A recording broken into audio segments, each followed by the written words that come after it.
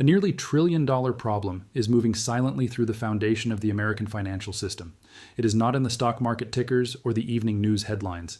It is hidden in the quarterly reports of regional banks, in the appraisal documents of half-empty office towers, and in the quiet, growing anxiety of pension fund managers.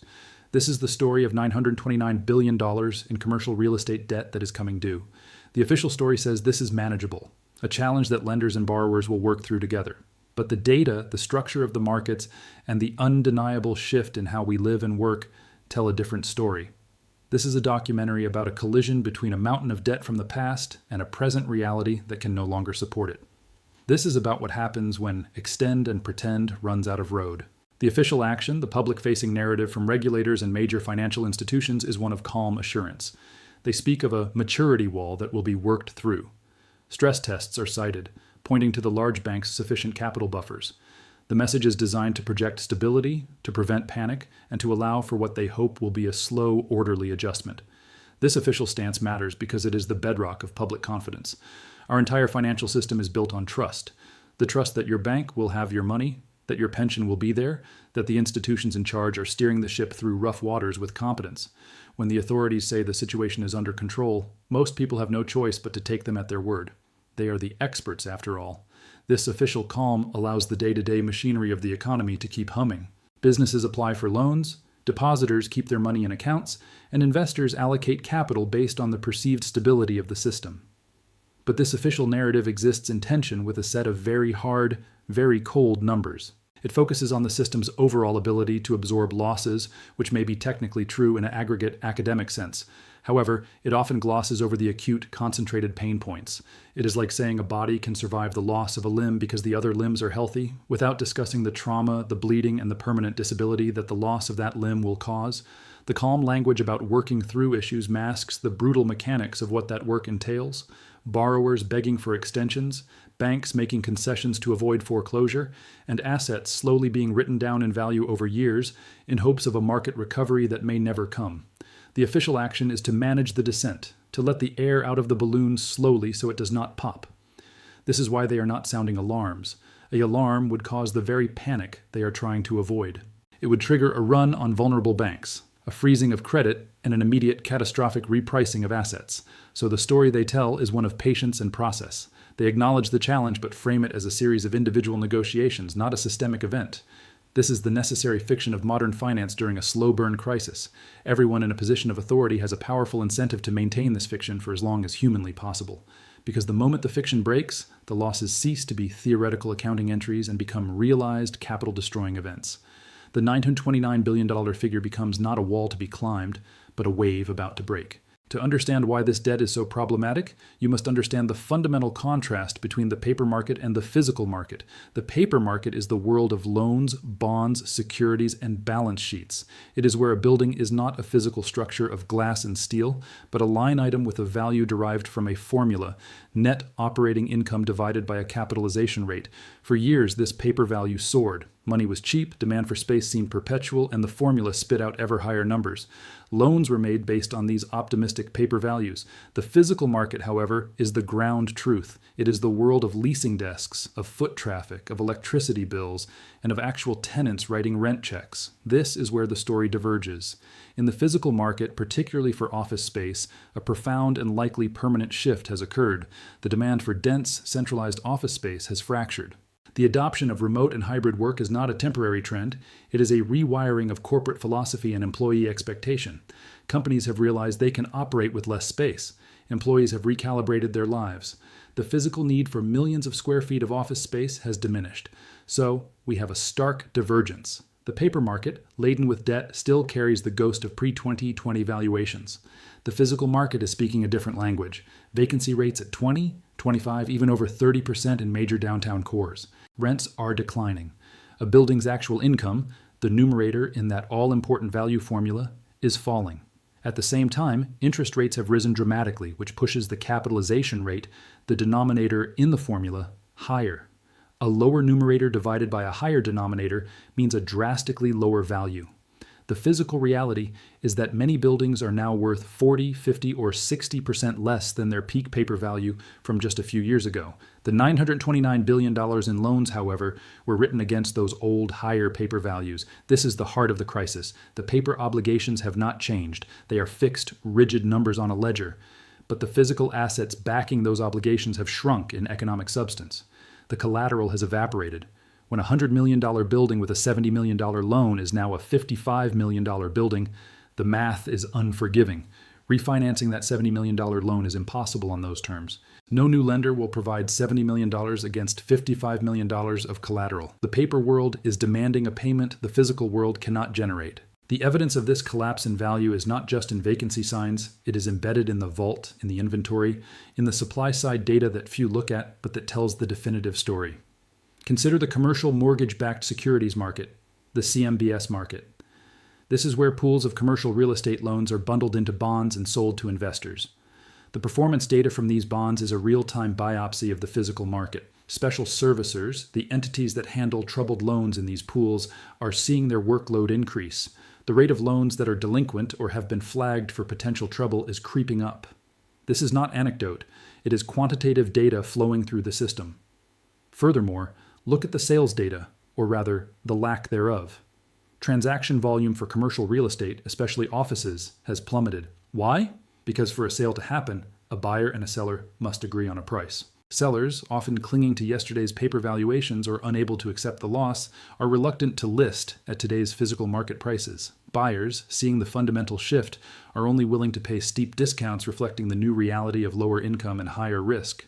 This bid-ask spread is a canyon. The market is frozen. This freeze is itself a form of data.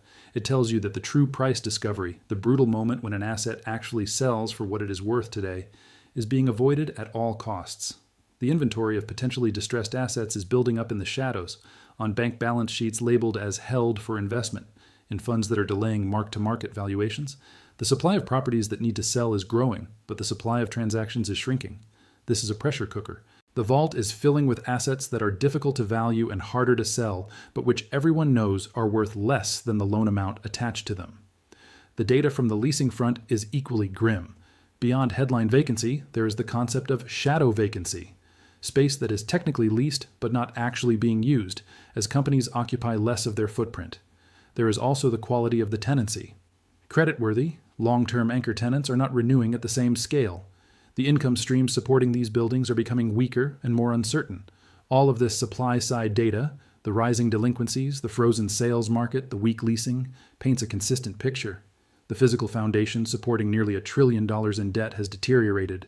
The vault is not as full as the ledger says it is. The motives of the banks and institutions holding this debt are not nefarious in a cartoonish sense. They are rational, survival-driven, and tragically predictable. Their primary motive is avoidance of realized losses. A loan that is not paying but is being worked with can be carried on the books at its full value, or with only a modest allowance. This is the pretend part of extend and pretend. The moment a bank forecloses, takes back a property, and tries to sell it at a 50% discount, that loss becomes concrete. It must be written down. That write-down comes directly out of the bank's capital, the cushion that protects it from insolvency. For a bank, especially a regional bank with a high concentration of commercial real estate loans, a wave of such write-downs is an existential threat. So, the rational move is to extend the loan, give the borrower more time, modify the terms. Hope that time yields a miracle, that interest rates fall, that tenants return, that the physical market heals. This is the extend part. This strategy is not about greed. It is about self-preservation. It is a gamble that the future will be kinder than the present. For the bank officers and directors, it is also about personal and professional survival. Reporting large losses leads to regulator scrutiny, plummeting stock prices, executive dismissals, and potentially a bank run if depositors lose confidence. So, the institutional motive is unified: delay, obfuscate, and hope. Pension funds and insurance companies holding CMBS are in a similar bind. They have actuarial assumptions to meet and liabilities to pay. Marking their holdings to deeply distressed market values would blow holes in their solvency ratios. They too have an incentive to hold on, to collect whatever income they can, and to avoid crystallizing a loss. The entire system is aligned in a powerful, inertial force to keep the pretense alive. The motive is not to conspire against the public, but to avoid the terrifying reality that acknowledging the full scale of the loss could trigger the very collapse they fear. They are trying to outrun a wave, knowing that if they trip, they will be swallowed.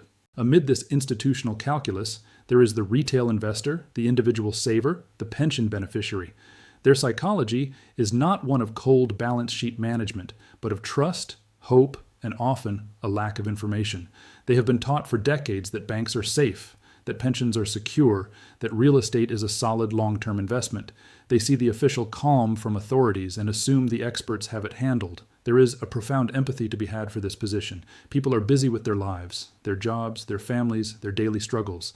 They do not have the time or the training to parse Federal Reserve reports or analyze CMBS delinquency tables. They rely on signals. A bank branch looks solid. A pension statement shows a steady, if unspectacular, return. The news talks about a strong job market. The signals, until very recently, have not indicated imminent danger. This creates a psychology of complacency, but it is a complacency born of reasonable trust, not foolishness. Furthermore, the cognitive dissonance is overwhelming.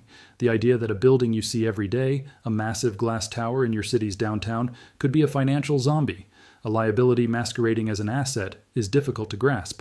The physical solidity of the structure contradicts its financial fragility. This psychology makes the eventual reckoning more painful. When the cracks become too wide to ignore, when a local bank suddenly fails, when a pension fund announces benefit cuts, the emotional response will be one of betrayal and shock. The transition from trust to panic can be swift. The individual who played by the rules, saved their money, and trusted the system feels powerless. They are not in the boardrooms where extensions are negotiated. They are not at the appraisal meetings where values are gently massaged. They are the end point of the chain, often the ones who bear the ultimate loss through reduced savings, lower benefits, or a frayed social contract as city services decline. Their psychology is the human cost of the imbalance, a cost that is abstract in spreadsheets but devastating in lived experience. So where does this lead? We can consider scenarios, not as predictions, but as narratives based on the trajectory of the data.